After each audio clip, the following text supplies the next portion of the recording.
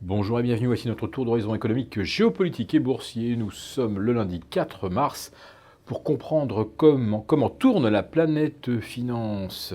Et lorsqu'elle va explorer les confins inconnus de l'univers, c'est sur la bourse au quotidien et nulle part ailleurs.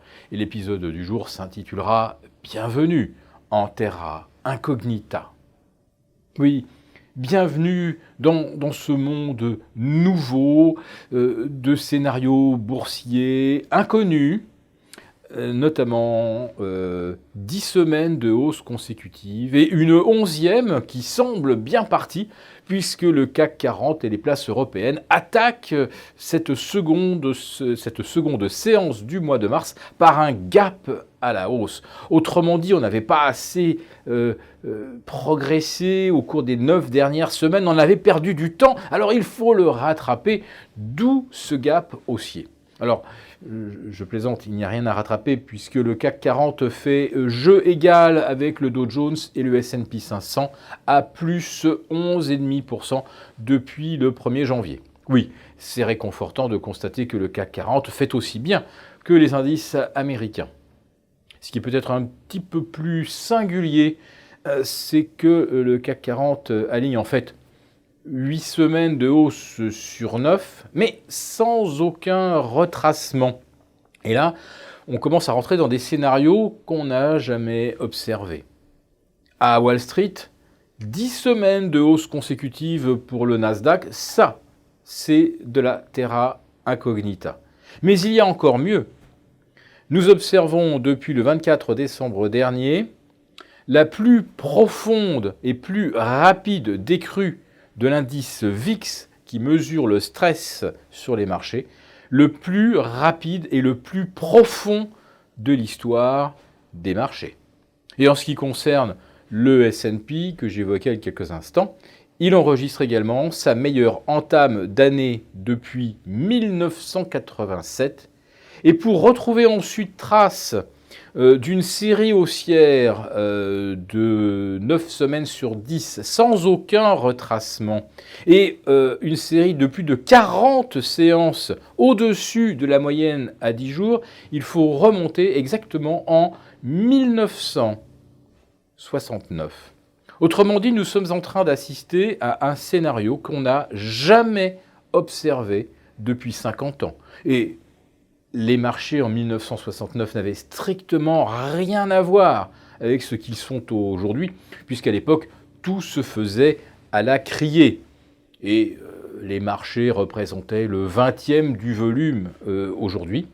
Et il n'y avait pas non plus de banque centrale pour soutenir systématiquement le moral des troupes. Parce que, ne vous y trompez pas, si on aligne 10 semaines de hausse consécutive, c'est évidemment pas ni à cause ni grâce aux fondamentaux.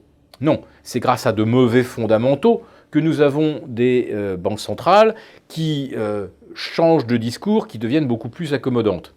Mais même si le discours était ultra accommodant, même si on était à la veille d'un quantitative easing, comme ce fut le cas par exemple en 2015 avec la BCE, même avant un futur quantitative easing, on n'a jamais observé une progression linéaire de 22,6% du Nasdaq ou de 18,5% pour le Dow Jones ou le S&P 500. Ça n'est jamais arrivé. Alors c'est vrai que beaucoup de gens aujourd'hui se retrouvent un petit peu coincés, obligés d'investir, même s'ils n'en ont pas le goût, car le plus fort mouvement haussier depuis 50 ans, quelque part, personne ne l'avait véritablement prévu.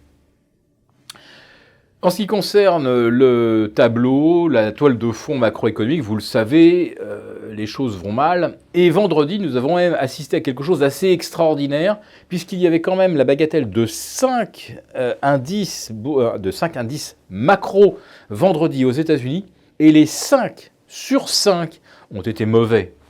Ça encore, ça pourrait s'expliquer, mais ils ont été pires que prévu. Et c'est ce pire que prévu qui a en fait tout déclenché. La nouvelle hausse des indices US vers de nouveaux records annuels. Car le matin même, il y avait aussi eu de mauvaises statistiques en Europe.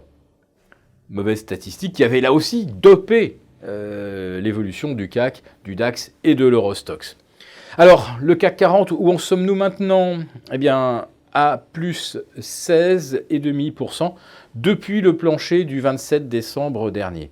Et là encore, nous allons observer la plus forte hausse dans l'espace de temps le plus comprimé qu'on ait vu depuis le mois d'octobre 2015. 16,5% de hausse sans aucun retracement. Il faut donc remonter à 4 ans en arrière pour trouver un mouvement d'une telle ampleur. Il est évident que tout ce que nous vivons aujourd'hui et cette terra incognita, eh bien, personne ne peut aujourd'hui prédire que l'exploration se terminera bien et pas au fond d'un ravin.